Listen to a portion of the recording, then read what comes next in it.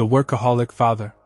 This next story comes from a young woman who grew up in a beautiful house filled with expensive furniture, luxury cars, and everything money could possibly buy, yet somehow she always felt like something important was missing, and it took her many years to fully understand what that missing piece actually was. Emily grew up in a wealthy neighborhood just outside of Chicago, in the kind of home that made people assume her life must have been perfect, because from the outside everything looked flawless and carefully put together.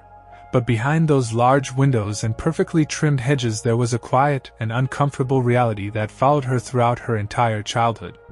Her father, Richard, was almost never home. He was a successful businessman who built his company from nothing, and while many people admired his discipline and dedication, Emily slowly began to realize that his success came at a cost that the rest of the family had to pay every single day.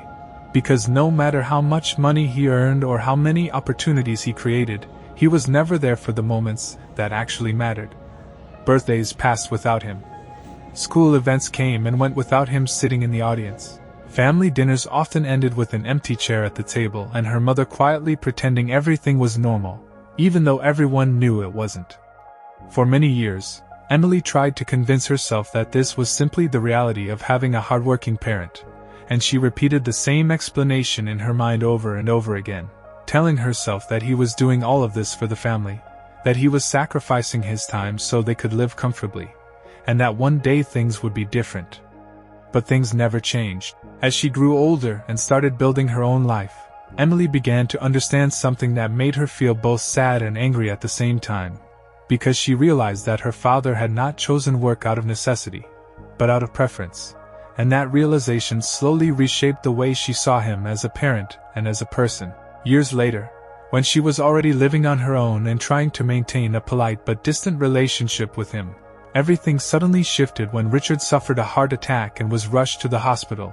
which forced the entire family to confront a situation they had quietly avoided for decades. When Emily walked into the hospital room and saw her father lying there, weak and exhausted, she felt a strange mix of emotions, because part of her was worried and relieved that he was alive, while another part of her felt the weight of all those lost years pressing down on her in a way she had never experienced before.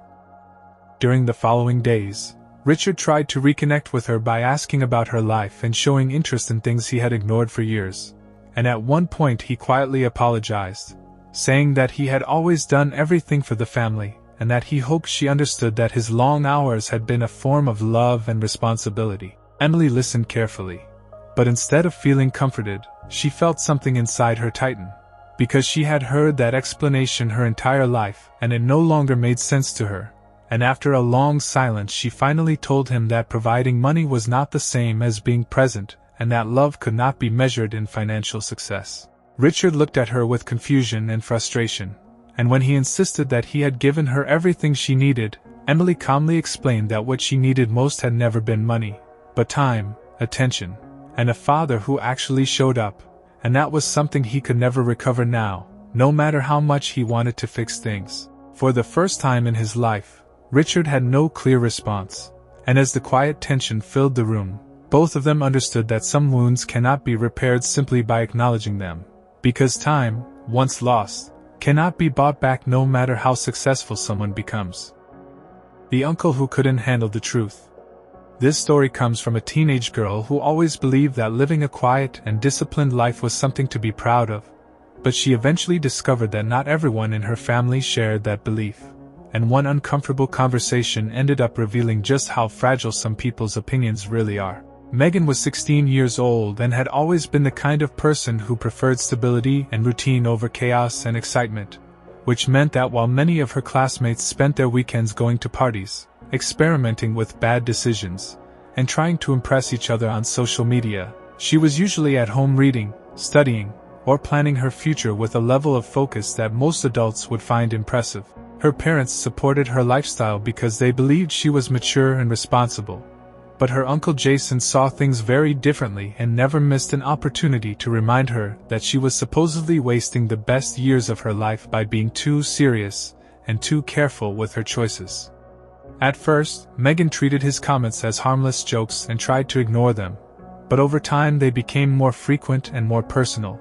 which slowly turned family gatherings into uncomfortable situations where she felt judged for simply being herself. One evening, after a quiet family dinner, everyone was sitting in the living room talking casually when Jason once again brought up the topic, and this time his tone was more direct and more critical than usual, as he looked at Megan and told her that she was going to regret living such a boring life once she grew older and realized she had missed all the fun of being young. Megan listened patiently at first, but something about the way he said it made her feel like he was not offering advice but rather trying to impose his own idea of happiness on her, and after a moment of silence she calmly explained that she was happy with her current lifestyle, and that she did not feel like she was missing anything important. Jason laughed dismissively, and insisted that she was too young to understand what real life was about, which pushed Megan to respond more honestly than she ever had before, because she explained that she saw many people her age making reckless decisions that damaged their future,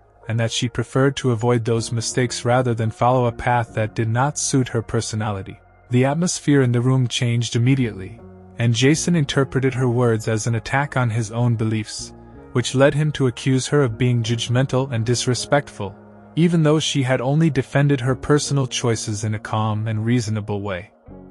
Instead of backing down, Megan quietly told him that respecting others also meant accepting that different people find happiness in different ways, and that forcing someone to live according to someone else's expectations was not helpful or supportive, but rather controlling and unfair. Jason became visibly irritated and turned to her parents, saying that he did not appreciate her attitude and that he expected them to pick her up early because he did not want to deal with what he described as disrespect in his own home, which shocked everyone in the room because Megan had remained calm and polite throughout the entire conversation. As she left that evening, Megan realized that sometimes honesty makes people uncomfortable not because it is rude, but because it challenges beliefs they have never questioned before. And while the situation felt tense and awkward, she also felt proud of herself for standing up for her own values without losing her composure. The leaked family secret. This final story comes from a young woman who found herself trapped in the middle of a family conflict after a private secret was accidentally exposed. And what hurt her the most was not the secret itself, but the way her own relatives reacted before knowing the full truth. Ashley had always tried to stay away from family drama because she believed that most conflicts could be avoided by respecting boundaries and keeping private matters private, which is why she never expected to become the center of a situation that would slowly damage the trust she had in the people closest to her. One afternoon, her mother Karen sat her down in the kitchen and explained that Ashley's Aunt Linda was going through a difficult divorce and that the information was extremely sensitive, which meant it should remain strictly within the immediate family, and should not be shared with anyone outside that circle under any circumstances. Ashley immediately agreed because she understood how painful and complicated divorces could be, and she had no intention of spreading information that could hurt someone already going through a stressful and emotional situation. So after that conversation, she simply continued with her daily life and thought very little about it. About a week later, however, everything suddenly escalated when the family group chat exploded with angry messages and accusations, as Linda discovered that several people outside the family somehow knew about the divorce, which led her to believe that someone close to her had betrayed her trust and leaked the information. At first, Ashley was confused and tried to understand what was happening, but the situation quickly became personal when one of her relatives suggested that she might have mentioned the secret to someone, which shocked her because she had done exactly what she was asked to do and had never spoken about it to anyone. She immediately defended herself and explained that she had respected the confidentiality of the situation, but the tone of the conversation made it clear that some family members were already suspicious and were more interested in finding someone to blame than in calmly investigating what had actually happened. Feeling hurt and frustrated, Ashley called her mother and asked why people were accusing her without any proof. And while Karen reassured her that she believed her, Ashley could sense hesitation in her voice, which made the situation even more painful because she expected her own mother to defend her without any doubt. Later that evening, the truth finally came out when another relative admitted that they had casually mentioned the divorce to a friend, who then repeated it to others, causing the information to spread far beyond the family circle, which confirmed that Ashley had been innocent the entire time. Although the accusation stopped after that, no one offered a proper apology,